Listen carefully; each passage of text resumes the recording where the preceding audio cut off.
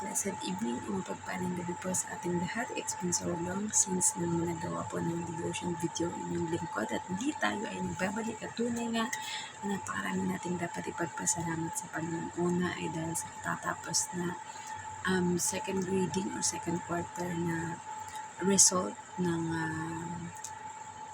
pag-aaral ng ating mga anak, diba? We just thank you, Lord, dahil lahat po sila ay with honor at with high honor. Diba? Truly that ang lahat ng pasasalamat ay para sa ating Panginoon. And ayan nga po, nag-December na po, and I do hope and pray that everything is doing well and okay. Lalo na at ilang araw na lamang po, 20 days na lamang ay Pasko na or Christmas. So we celebrate the birth of our Lord Jesus Christ, and kung hindi dahil sa pagdating at pagkapanganak sa ating Panginoong Jesus, ay we will never be saved. And we thank the Lord dahil sa salvation na ipinagkaloob niya sa atin sa pag-aaral ng kanyang buhay para sa katubusan ng ating kasalanan. And marami po tayong mga bagay na dapat ipagpasalamat sa ating Panginoon. Many to mention, but the Lord knows on how we are so thankful for everything that He has done for all of us. So bago tayo dumako sa ating share ng devotion video, ay tayo po muna ay dumako sa ating opening prayer. Ama namin Diyos na makapangyarihan sa ating puri at pinasasalamatan ka po namin. Unang higit, salamat sa buhay, kalakasan at hininga na ipinagkakaloob mo sa aming Panginoon. Salamat po sa promotion, provision, protection, Panginoon, sa never-ending blessing, Panginoon, na patuloy yung ibinubuhos at pinagkakaloob sa aming Panginoon. At dalangin namin, Panginoon, na lahat ng mga mahal namin sa buhay at kakilala, Panginoon, kayo na po, Panginoon, ang bahalang mag-ingat sa kanila, Panginoon, at ibigay ang lahat ng aming mga pangangailangan, Panginoon. At dadako na naman kami muli at may oras at panahon para makapaggawa ng devotion video para magbulay-bulay at pag-aralan ang inyong mga salita na narito na, Panginoon, at amin na lamang ipapaliwanag. At dalangin namin, Panginoon, na ang divine wisdom, Panginoon, na nagmumula sa inyo, Panginoon, at siyang gagabay sa amin upang lubos na maunawaan at maintindihan ang mensahe na nais ninyong iparating mula sa inyong mga salita, Panginoon. Salamat po ng walang hanggan sa Panginoong Hesus dahil sa pag-aalay ng kanyang buhay para sa katubusan ng aming kasalanan, kung kaya kami ay may ebanghelyo or good news na maaaring pamalita sa lahat ng mga tao sa buong mundo, Panginoon. Kayo po ang may kakayahan na magpabago ng puso, isip at kaluluwa ng bawat isa, Panginoon, upang tanggapin ang anumang mga maririnig nila. Dahil sabi sa inyong salita, faith comes from hearing and hearing the word of God, Panginoon. May maging kaligayahan ng bawat isa ang makapakinig, magbasa o manood na inyong mga salita, Panginoon, dahil walang ibang pinakamagandang bagay dito sa mundo, Panginoon, kundi tanging sa piling niyo lamang at sa presensya ng Panginoon. Kami din po ay walang sawang nagpapasalamat sa banal na Espiritu siyang lumulukod at gumagabay sa amin upang ang lahat ng aming gagawin ay ayon lamang sa inyong kalooban at nakakapagpasaya sa inyong Panginoon. We honor you, we glorify you, Lord God, this we pray. In the name of our Lord Jesus Christ. Amen. So narito po tayo sa Lucas 23:24. Ito po yung sinasabi. Kaya't ipinasya ni Pilato na pagbigyan ang kanilang hinihingi. At ang ipinasya o message at ang ipinasya o naging final na desisyon nga daw ni Pilato ay pagbigyan ang hinihingi ng mga tao. Application. At hindi na nga napangatawanan ni Pilato ang nauna niyang pinipilit na desisyon na ang Panginoon ang palayain. Pinagbigyan na niya ang mga hinihingi ng tao.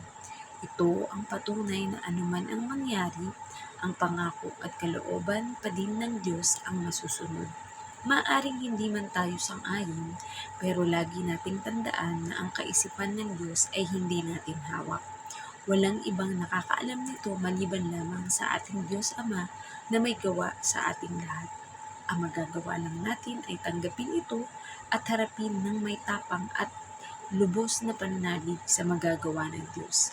Dahil siguradong iyon ang perpekto at may panghabang buhay na benepisyo at magandang epekto. So, purihin ang pagkabasa ng mabuting balita ng ating Panginoon. Diba? So, yun na nga. Kung nung una talagang ipinipilit 3 times nga, kung atin pong matatandaan, 3 times na ipinilit ni Pilato na i-insist na ililigtas ang ating Panginoon Jesus. Pero, sabi nga, Baka kung napalaya ni Pilato ang ating Panginoong Yesus na yan, ay wala tayo ngayon dahil sa salvation na nangyari 2,000 years ago sa ginawa ng ating Panginoong Yesus sa krus ng Kalbaryo or Golgotha, di ba? And maaaring magyabang si Pilato kung sakaling siya ang nakapagpalaya sa ating Panginoong Yesus dahil maaari niyang sabihin na kumbaga ay may utang na loob sa kanya ang ating Panginoong Yesus. Ngunit alam naman natin na ang ating Panginoon, we cannot outgive God because siya ang giver or provider ng lahat ng ating mga pangangailangan o hinihingi. Diba? Kahit hindi nga natin hiningi yung kaligtasan, ipinagkaloob niya ng libre sa atin. Ngayon, dahil libre yung pinagkaloob sa atin, hindi ito cheap, diba? Dahil ang dugo ng kanyang bugtong na anak ang naging kabayaran ng kasalanan natin lahat. Kaya nga, marapat lang that once we accepted the Lord Jesus Christ as our Lord and Savior, ay namumuhay tayo na kawanis ng ating Panginoong Yesus dahil yung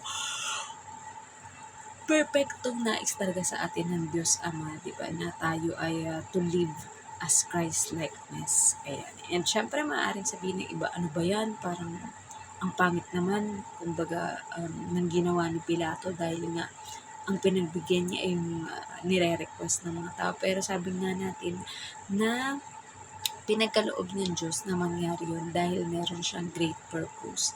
Ipinakita at pinangako na niya yan sa mga tao magmula pa lang kila Eva at Adan nung sila ay nagkasala na ang Diyos agad ang nakaisip ng strategy or solusyon para sa magiging problema ng buong mundo dahil once na napasok na nga ng kasalanan buong mundo, yung kung baga kung sa tubig ko, ang dating clear water ay ito ay nalagyan na ng mancha or tinta or anything na pwedeng makaapekto para hindi ito maging purong ganun kalinis na tubig, diba? And we are cleansed by the blood of our Lord Jesus Christ. Alam naman natin yan na ang dugo ng ating Panginoong Yesus lamang ang harap at dapat na maging alay para matubos ang ating mga kasalanan.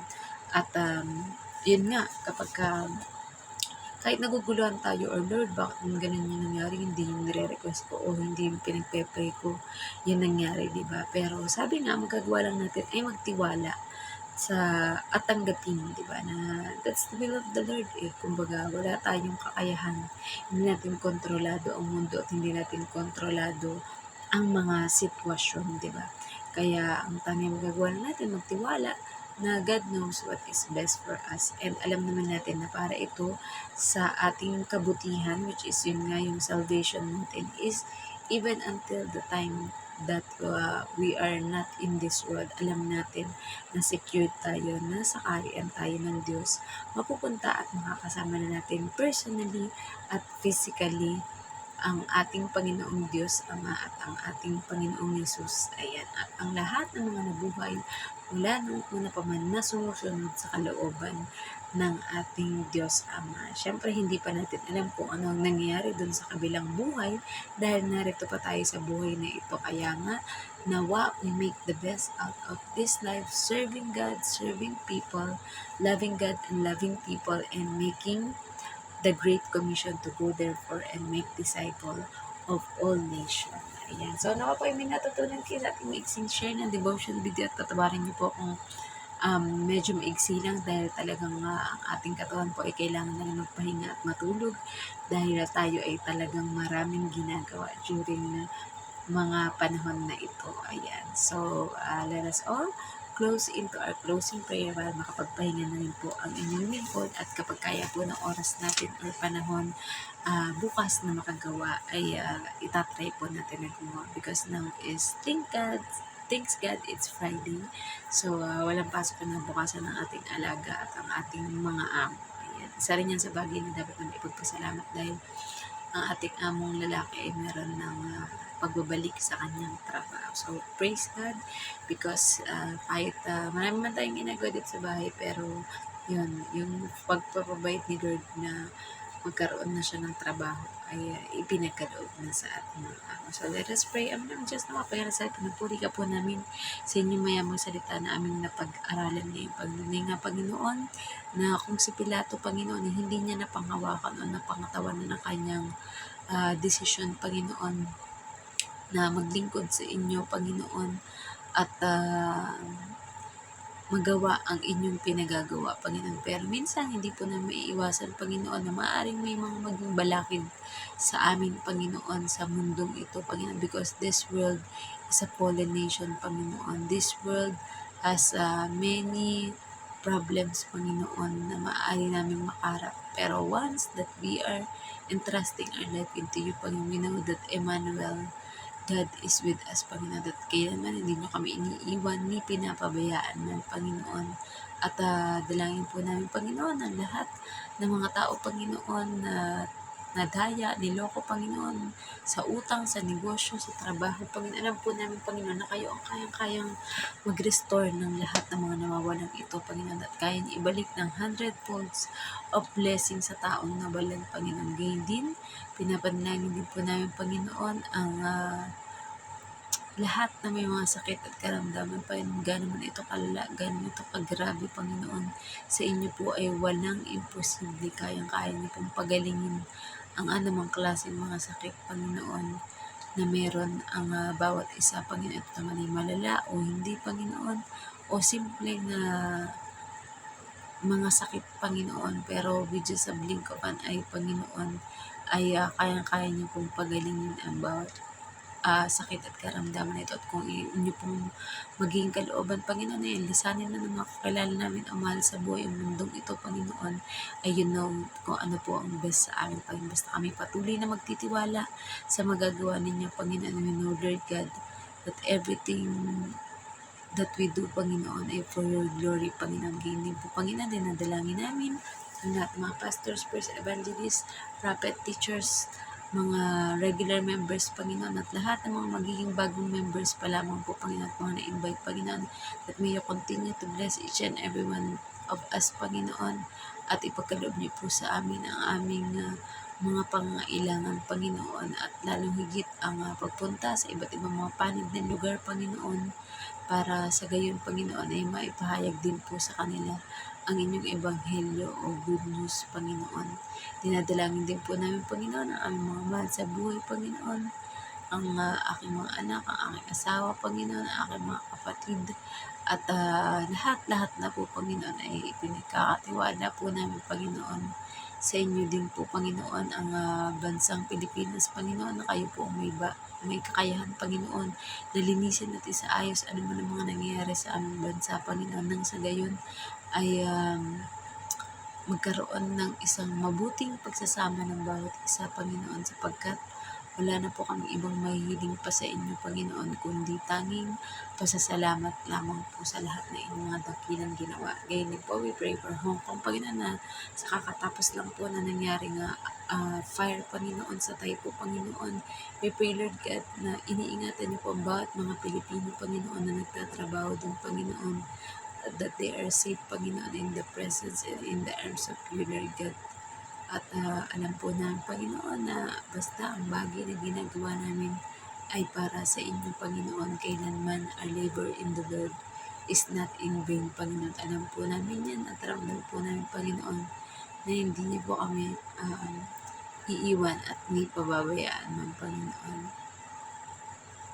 At gayon din po, Panginoon, we pray, Lord God, para sa bansang Israel. Sabi niyo, sino ang magpala sa bansang Israel, Panginoon, ay pagpapalain, Panginoon. Kaya alam po namin na inyong chosen nation, Panginoon, ay lagi niyo binabantayan at iniingatan upang hindi mapasok, Panginoon, ng mga kalaban o mga hindi ka nais-nais na mga bashers, Panginoon.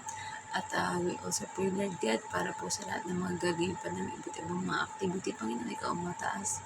Ikaw ang mapapurihan, Panginoon. Kami po ay maging kasangkapan lamang po ng pagpapahayag na inyong mabuting balita o ebanghelyo, Panginoon. At wala na po kami mahiling pa, Panginoon, bagkus, Panginoon. Ipatuloy na pasasalamat sa lahat ng bagay ito, Panginoon. At gayon po, Panginoon, I pray also, Lord God, para po sa nalalapit na Pasko, Panginoon, na kayo po ang may kakayahan, Panginoon, na ma-provide, Panginoon, ang mga pag-aaral ng aming mga anak sa kolehiyo, Panginoon, ang kanilang mga baon, ang kanilang mga expenses, Panginoon, ay kayo na po ang nakakahigit o nakakaalam sa bawat isa sa amin, Panginoon. Kahit ang mga hibla ng aming buhok, Panginoon, ay kabisado niyo na po, Panginoon. Kaya muli, binabalik po namin lahat ng papuri at pasasalamat sa tanging pangalan ng butong na anak na si Jesus. Amen. Good night pa sa ating lahat and God bless. Bye-bye!